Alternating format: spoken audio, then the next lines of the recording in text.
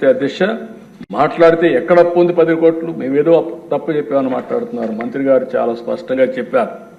నేను ఇప్పుడే చెప్తున్నా, మీరు చూస్తే అధ్యక్ష గవర్నమెంట్ డెట్ 4,38,728 కోట్లు. పబ్లిక్ అకౌంట్ లయబిలిటీస్ అంటే ఉద్యోగస్తుల డబ్బులు కూడా మొత్తం వీళ్ళు తీసుకొని వాడేసే పరిస్థితికి వచ్చారు. 80,914 కోట్లు. కార్పొరేషన్స్ డెట్ 2,48,677 కోట్లు. సివిల్ సప్లైస్ లో అప్పు 36,000 కోట్లు.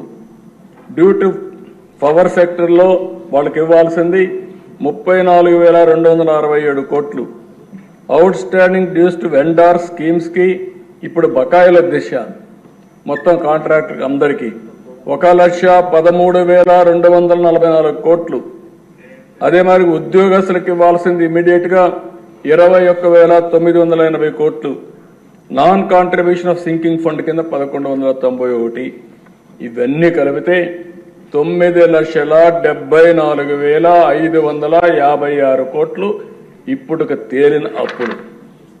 ఇంకా తొవ్వితే ఎంత వస్తుందో నాకు తెలియదు. నేను ముందే చెప్పా, ఓసారి దివాలా తీసామంటే అందరూ వస్తారు మాది కూడా ఉందని. కానీ అది చెప్పడం లేదు కాబట్టి గుమ్మడంగా ఏం చేయాలో చేసే పరిస్థితికి వచ్చా. ఇది కాదని ఎవరన్నా అంటే రండి, లెక్కలు చూపిస్తా. ఆ లెక్కలు చూసిన తర్వాత గుంజీలు తీస్తా. ఆశ అనుకోవద్దండి, ప్రజా జీవితాన్ని దుర్వినియోగం చేయొద్దండి. పిల్ల చేస్తవద్దు. లెక్కలు లెక్కలే. ఈ లెక్కల్ని ఎవ్వరు ఏమీ చేయలేరు. గవర్నమెంట్ దగ్గర మీరు అకౌంట్ దాచిపెట్టారు. ఈరోజు మేము ఏది కూడా దాపరికం లేదు. అందుకే అన్ని జీవోల్ని ఆన్లైన్లో